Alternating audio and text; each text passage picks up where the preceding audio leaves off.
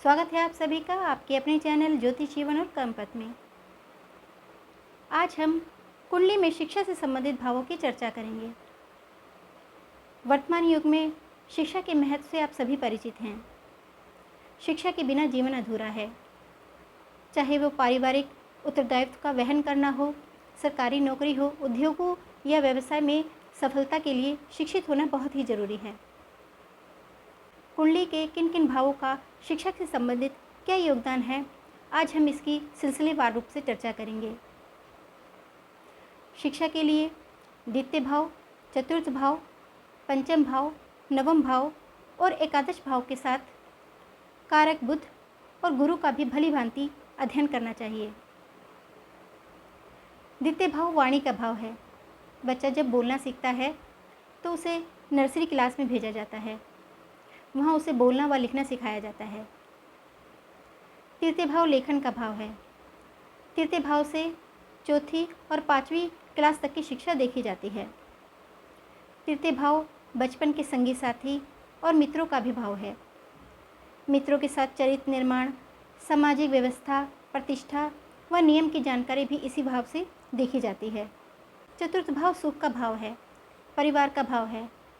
बच्चा परिवार के सदस्यों के इर्द गिर्द घूमता है और उनसे आचार विचार, सामाजिक व्यवहार, संस्कार, व्यवहार कुशलता सीखता है। चतुर्थ भाव से 12वीं कक्षा तक की शिक्षा देखी जाती है। अगर चतुर्थ भाव कमज़ोर है या अफ्लिक्शन में है तो पारिवारिक समस्याओं के चलते शिक्षा में बाधा आ सकती है।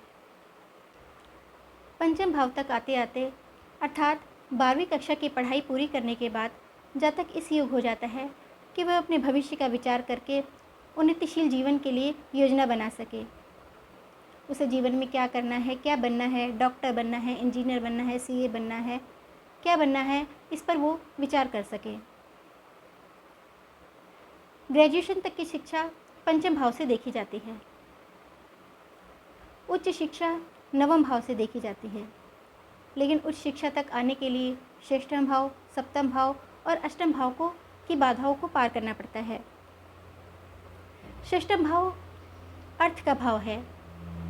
कई बार व्यक्ति पारिवारिक परिस्थितियों के चलते या आर्थिक समस्या या खुद धन कमाने की लालसा के चलते अर्थोपार्जन में लग जाता है, जो कि उच्च शिक्षा में बाधा बनती है।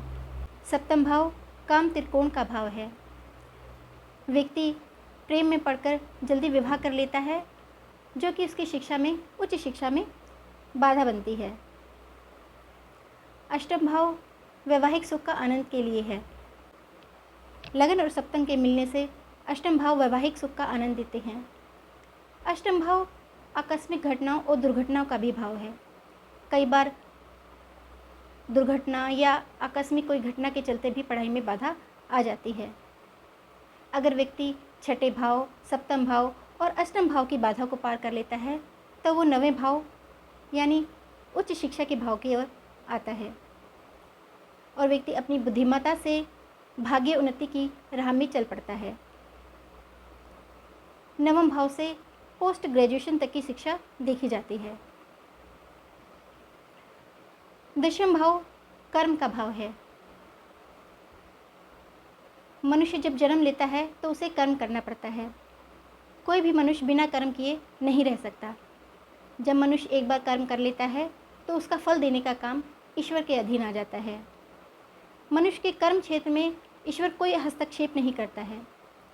इंसान अपना कर्म करने में पूरी तरह स्वतंत्र है, लेकिन जब वो एक बार अपना कर्म करता है तो उसका फल देने का काम ईश्वर का है। अगर कुंडली में पंचम भाव और चंद्रमा की स्थिति अच्छी है तो व्यक्ति अपनी योग्यता और बुद्धिमत्ता से अच्छी शिक्षा, पद, प्रतिष्ठा, मान सम्मान आदि प्राप्त कर लेता है। एकादश भाव लाभ और वृद्धि का भाव है। किसी भी परीक्षा में प्रवीणता के लिए एकादश भाव को देखा जाता है। एकादश भाव से पीएचडी, एमएस, एमडी आदि और भी कई विषयों में प्रवीणता देखी जाती है। एकादश भाव में जातक आय के साथ साथ शिक्षा भी अर्जित करता है। तो शिक्षा के लिए द्वितीय भाव, चतुर्थ भाव, पंचम भाव, नवम भाव दश एकादश भाव और गुरु और बुध का भी विचार करना चाहिए। किसी जातक की शिक्षा कैसी होगी, हम कुंडली में इन सभी भावों का बारीकी से अध्ययन करके जान सकते हैं। आपको हमारा ये प्रोग्राम कैसा लगा, हमें कमेंट बॉक्स में कमेंट करके ज़रूर बताएं। मिलते हैं किसी और नए विषय के साथ, तब तक के लिए धन्यवाद।